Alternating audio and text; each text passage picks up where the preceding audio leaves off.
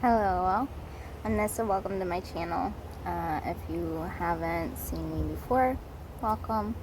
If you're returning, hello to my family and all my peoples. Today I'm going to be talking about how to heal from a toxic parent. It is quite windy today, so I apologize. I can't really control the weather though, but it is gorgeous out. If you don't know, or if you do know, I have had a very rough time with my family, and especially my mom. And it's affected me in so many ways, because it's one thing to be dipped in venom by those you don't really care about, but when it's by the person who's meant to love you and,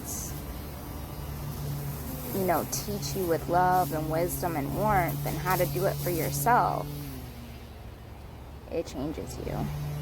There is a different kind of hurt that can only come from people who are meant to love you. It's kind of like being broken from the inside out.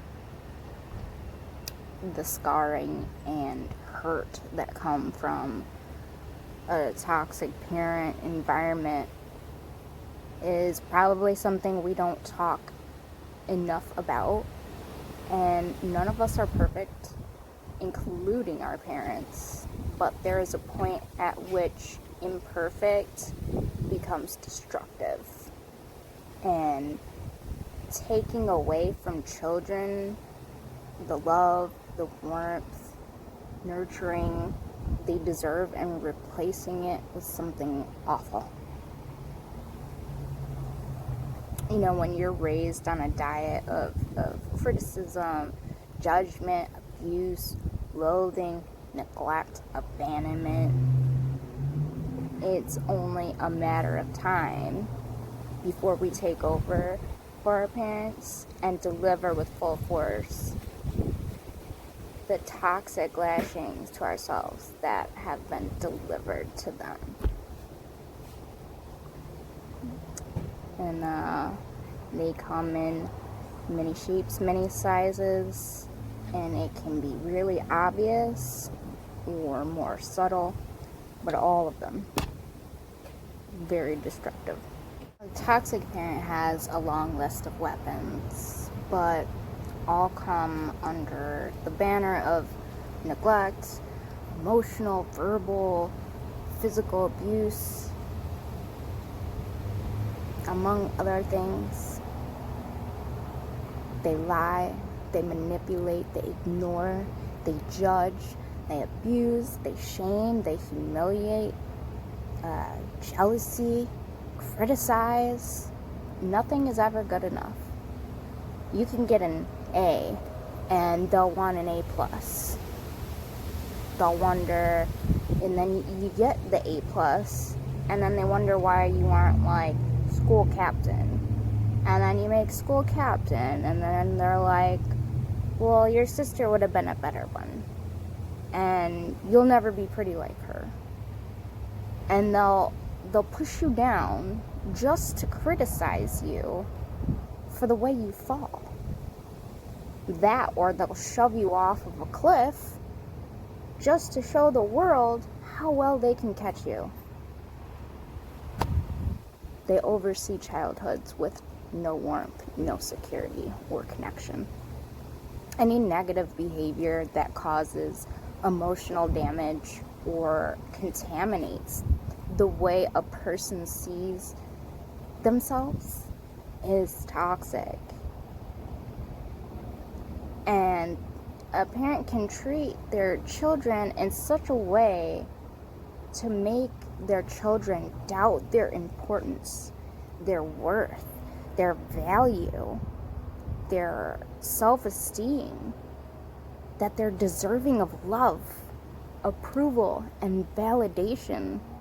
that you, like every other small person on the planet, deserved that love, those hugs, to know how important you are, that you're not useless at life, that you've bought into the messages that were delivered by a parent too broken to realize what they were even doing. But it doesn't have to stay that way. It is absolutely possible to heal from abusive, toxic parenting. And it begins with the decision that this legacy of shame and hurt and these generational curses left behind won't be taken on as your story. It's just gonna end with you. So let's talk about a few ways we can move forward. It's okay to let go of a toxic parent or family member. It is okay. And it is such a difficult decision, but it could also be the most important. We humans are wired to connect, even with people who don't deserve to be connected to us. And sometimes, though, the only way to stop the disease spreading is to amputate. It doesn't matter how much you love some people. They are broken to the point that they will only keep damaging you from the inside out. And you're not responsible for them or for the state of your relationships with them. And you are under no obligation to keep lining yourself up to be abused and belittled and shamed and humiliated. Healing starts with expecting more for yourself. And you are the only person who can make that decision. And it's also okay not to. Don't be harsh on yourself if you stay in the relationship. The act of returning to an abusive relationship can really trigger self-loathing. Why aren't I strong enough? You know, we all know that loyalty is an admirable trait. Even if that gets in the way of, you know, our capacity to protect ourselves. Own where you are and give yourself full permission to be there. And accept that for now. This is where you're at, and fully experience what that's like for you.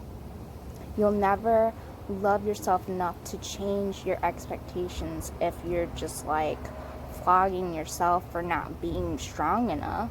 It takes tremendous strength to keep walking into a relationship that you know is going to hurt you.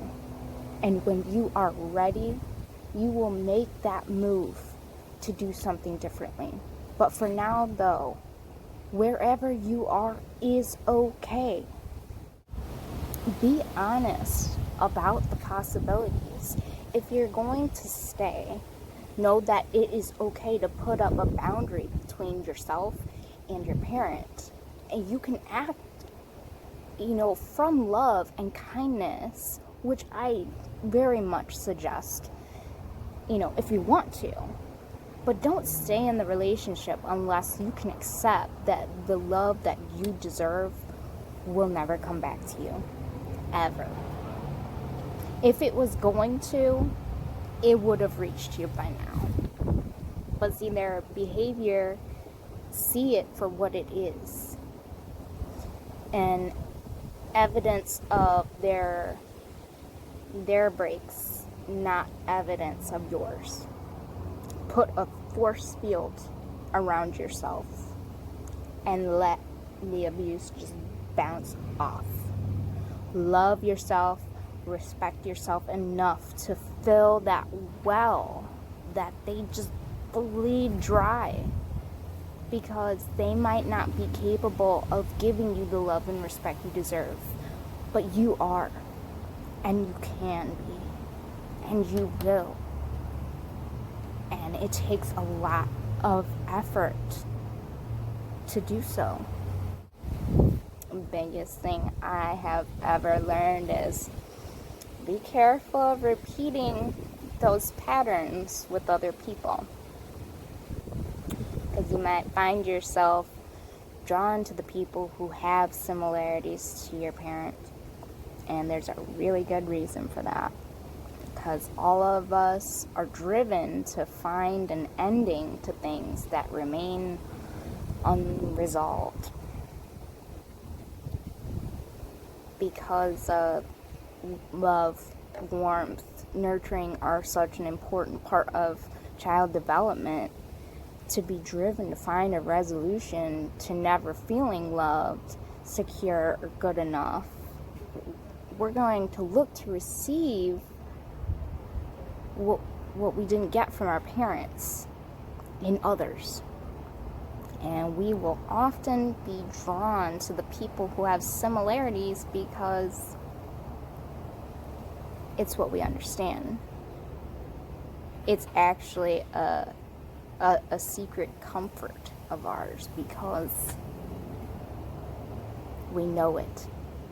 You ever meet somebody and it's just like, wow, I just like totally know you for no reason. There's a reason for that.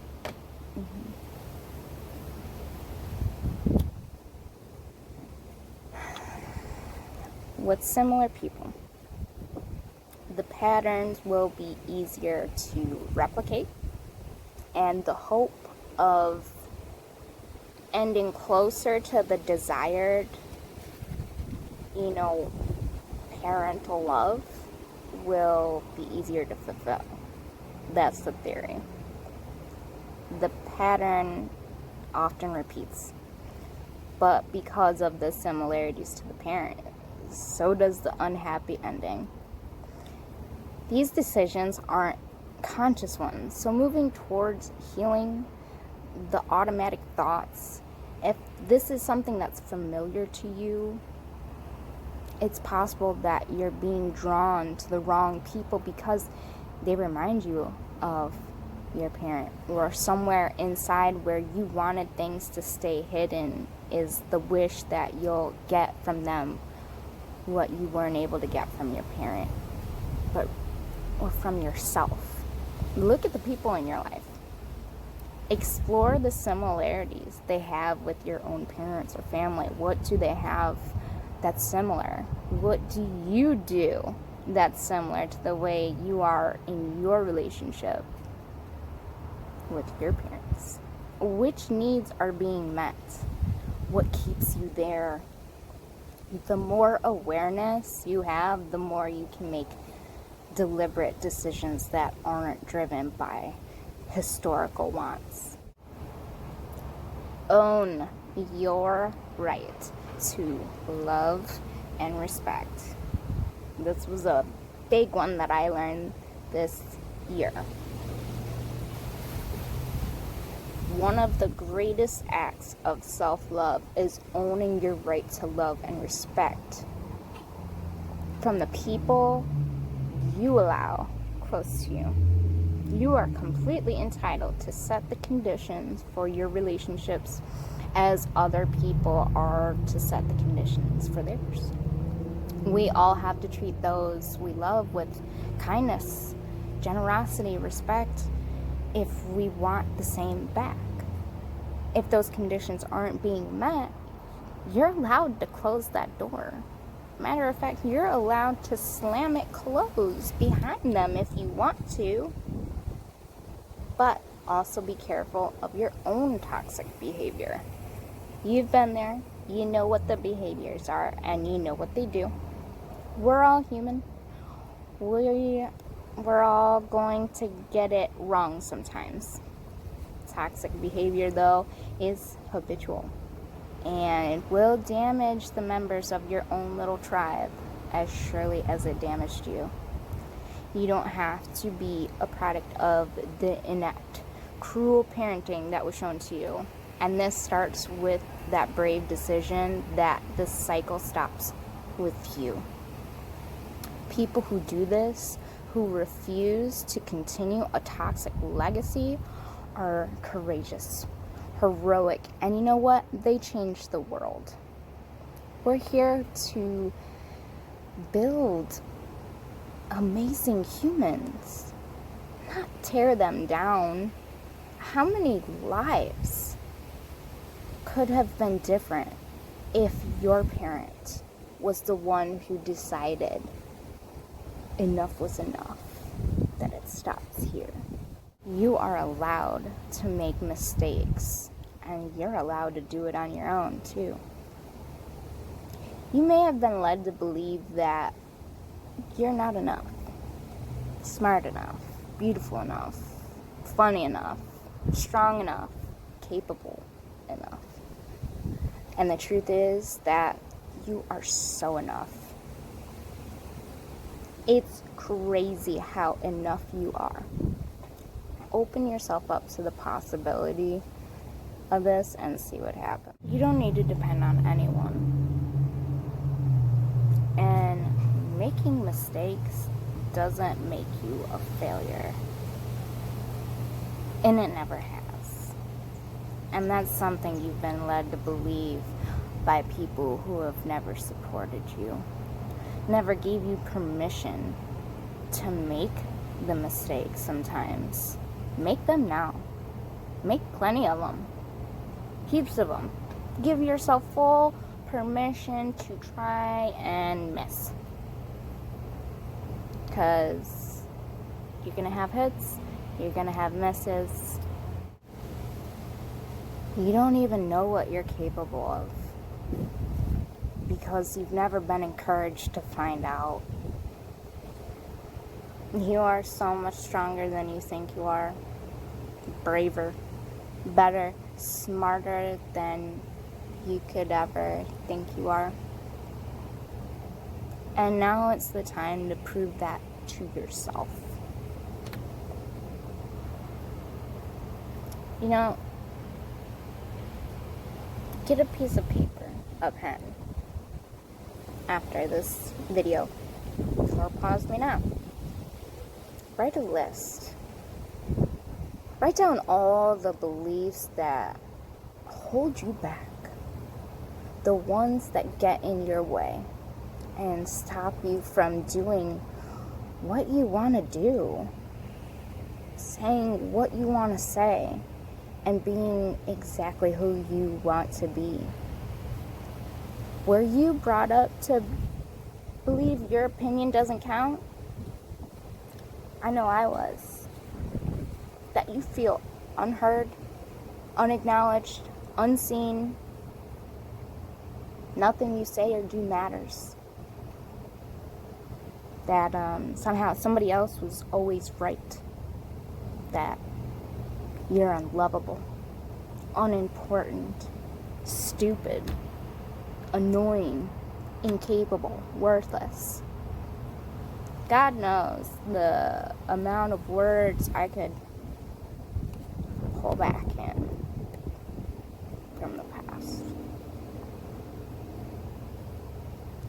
Now, writing this list,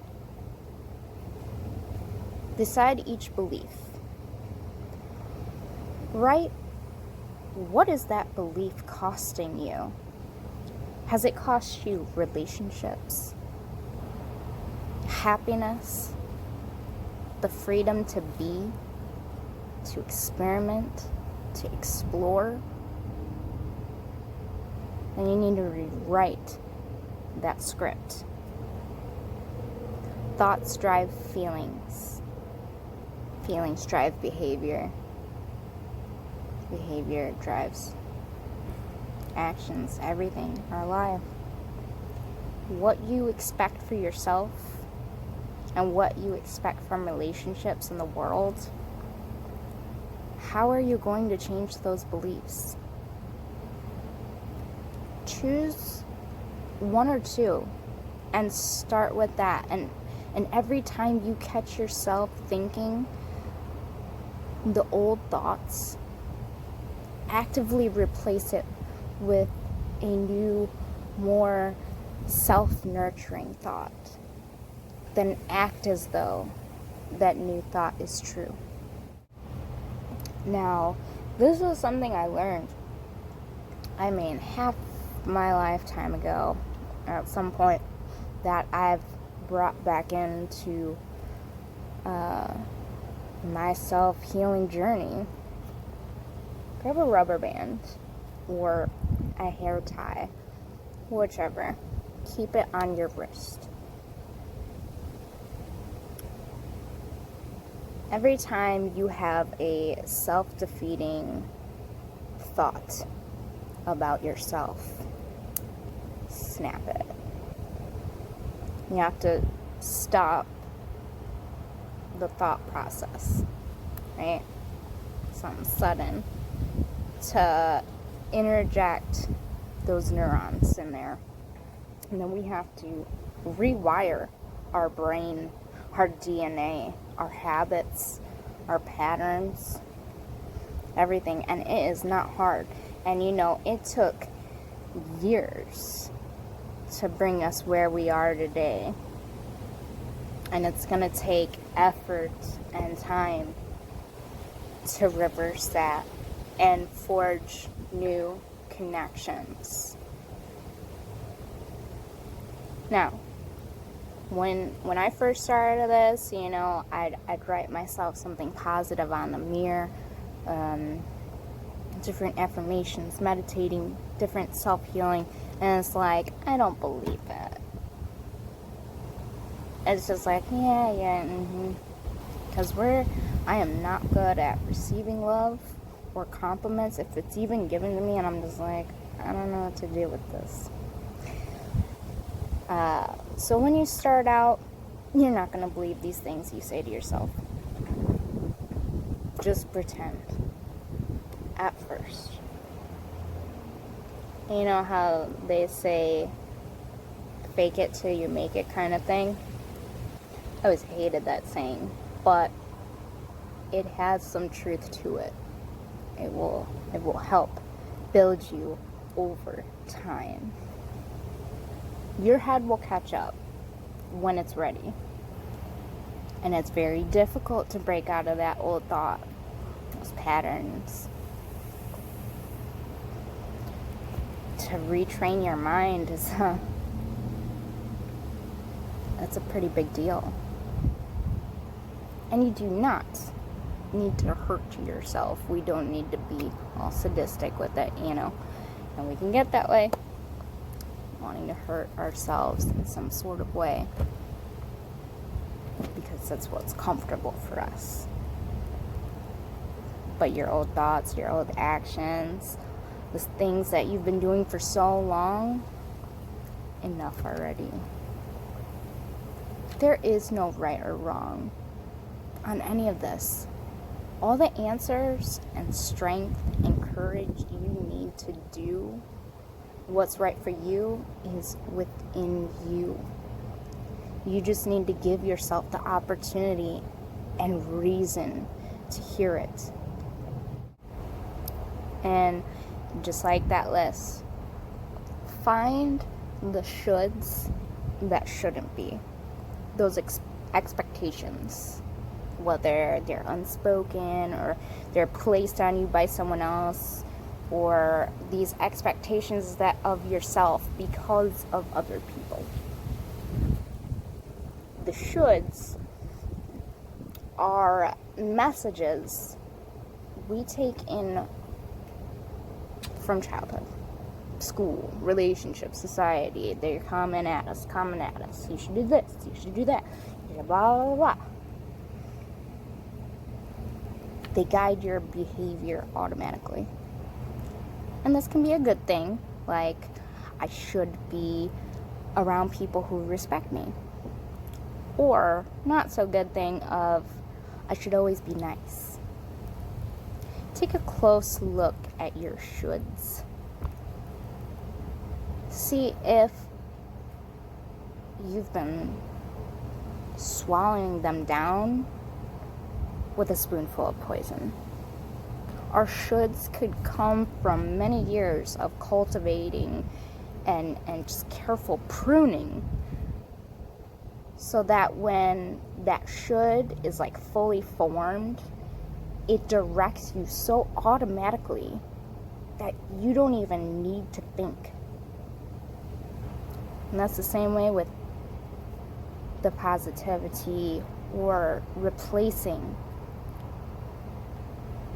It's likely that the should that's keeping you stuck has come from the person or people who wanted to keep you that way, right?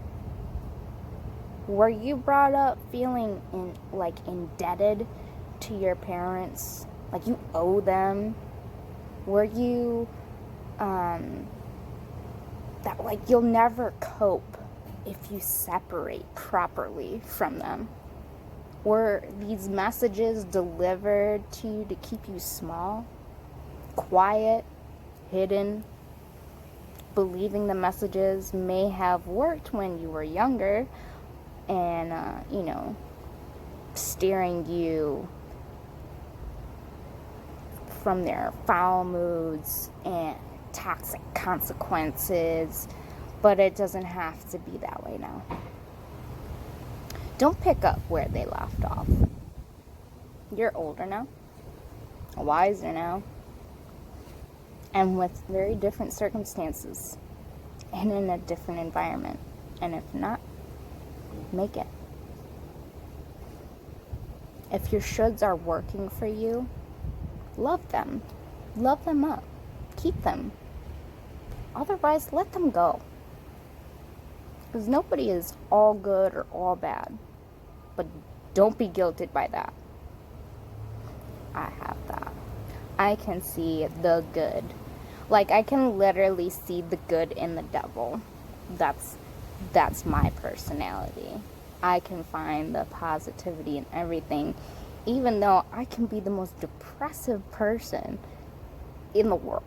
I swear.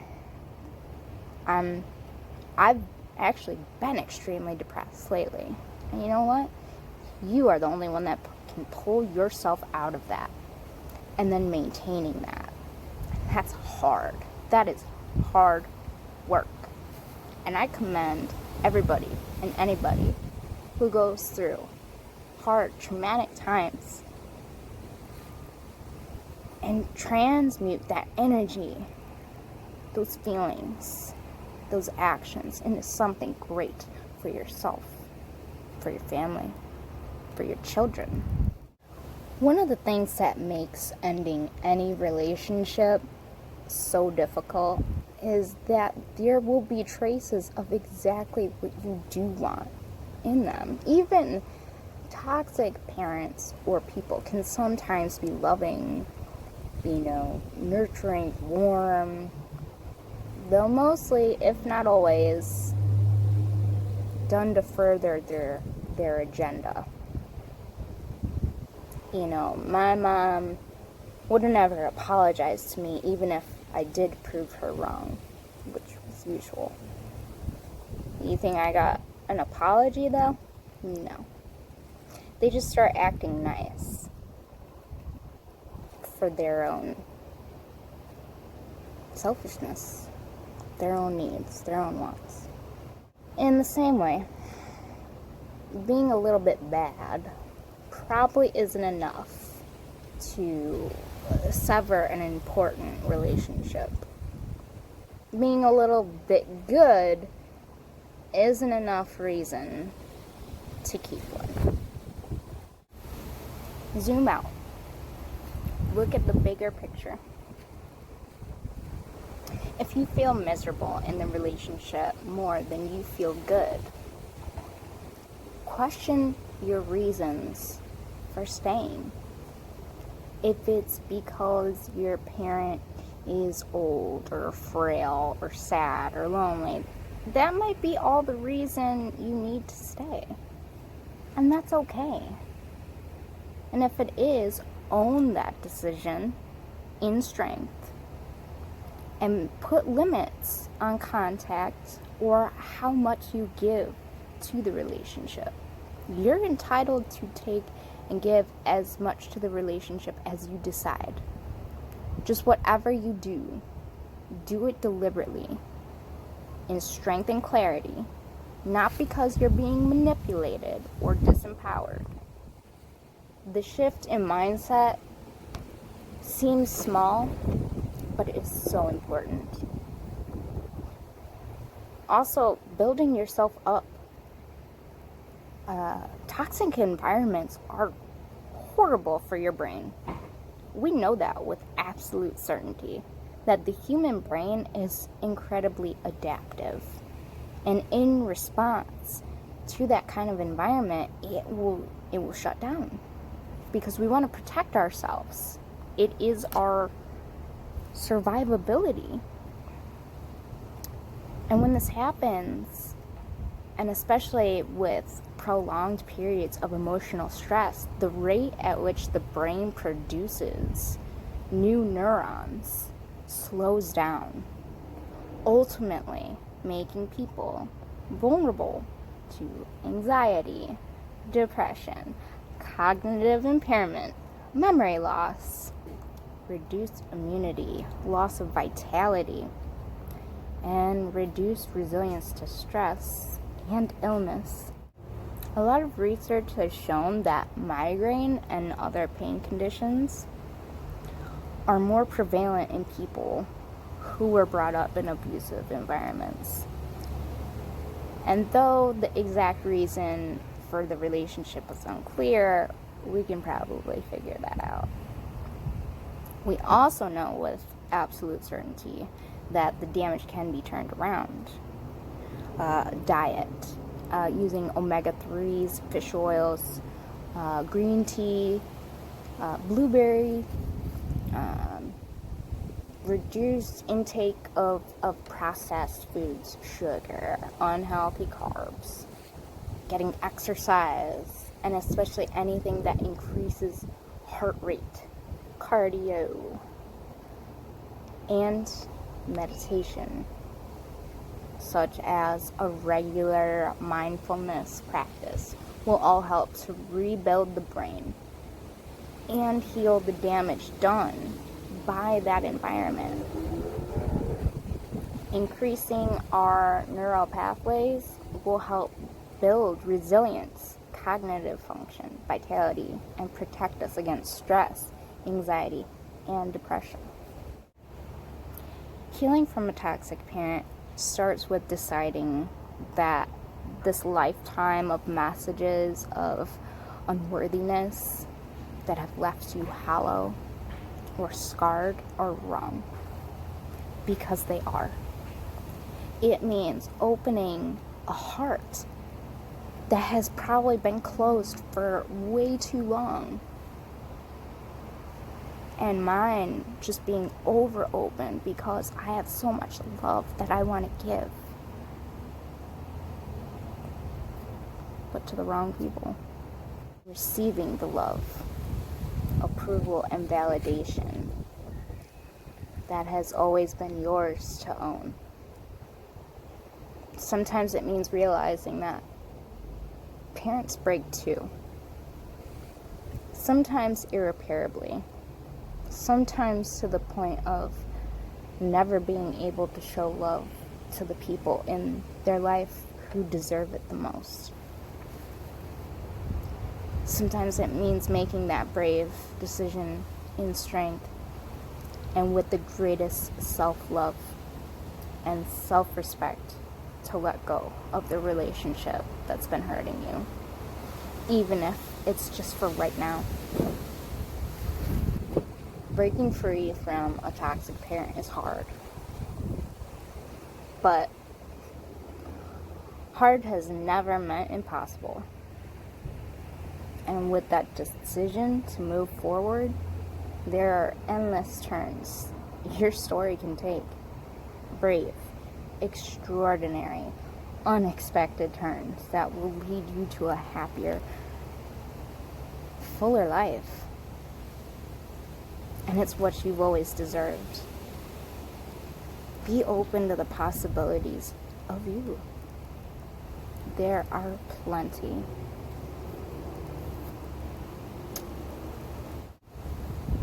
if you've enjoyed this video. I have several like it. I talk a lot about mental health, alternative medicines, spirituality, religion, yoga, Reiki, crystals, awareness, mindfulness, self-discovery.